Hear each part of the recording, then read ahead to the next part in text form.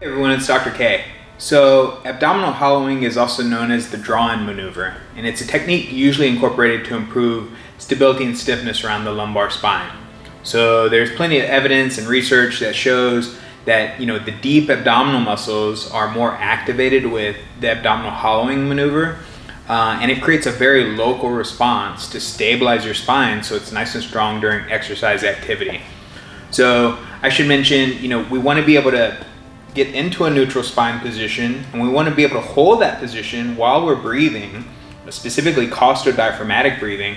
That way we optimize muscle activation, we optimize performance, but we're also protecting our back during activity. So let's have a quick look at the anatomy.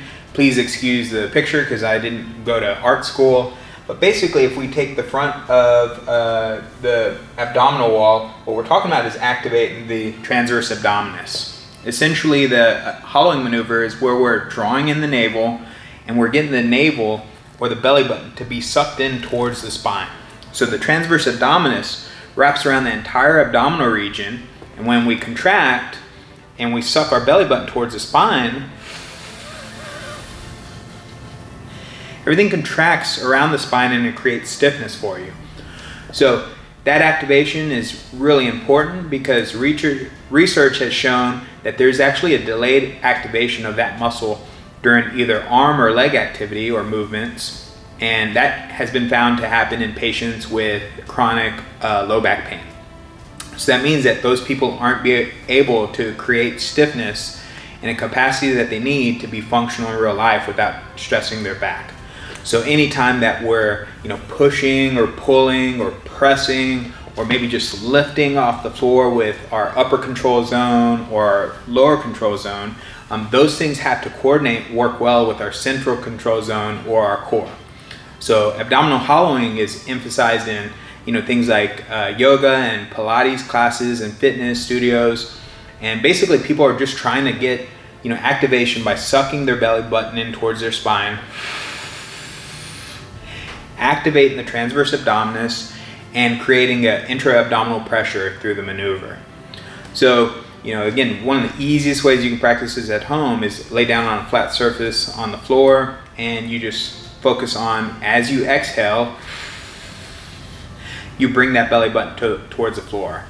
So when you draw in the navel, you're also getting a very strong activation of, your internal obliques, your external obliques, and that's going to work concurrently with any of the thoracolumbar fascia to help stabilize your spine. The reality is there are other muscles involved with the core, not just the deep abdominal wall. We're talking about rectus abdominis, we're talking about the QL in the back. But again, these have all shown delayed activation patterns in people with low back pain. So evidence shows that by activating those deep abdominal muscles, just by practicing the hollowing maneuver, you can develop kind of like a precursor for whenever you're more active. Like your brain's going to automatically know how to turn that on without you having to think about it. So if somebody's got lower back pain, abdominal hollowing can actually help them. The ultimate goal is when it comes to protecting our spine and increasing our performance in the gym or in real life, we're trying to create stiffness around the spine so that we can move optimally without risk of injury. So in clinic, I might use this hollowing maneuver to get somebody to understand and feel those muscles and how that feels in real life. But we might use it as a home exercise to create that drawing in maneuver and then progress into different strategies for long-term success. So incorporating abdominal hollowing into your training, drawing in, belly button towards your spine, really activating that transverse abdominis will really help support your spine and kind of cue up those muscles to be practiced down the road. So breathing is just as important when it comes to stabilization, and that's why we focus on full expiration, because as you breathe everything out, you're increasing the work of the external internal obliques, the abdominal wall, and so that's really going to help create long-term support for your spine while you're doing exercise. So, I would say at the very least, start practicing some abdominal hollowing maneuver. Really cue up the nervous system and use it as a primer before your workouts, or maybe use it as part of your recovery strategies post-workout, so that you're optimize your performance down the road. Remember, we're kind of queuing up that nervous system so it automatically knows how to activate those muscles and create stiffness when we need it without you having to think about it.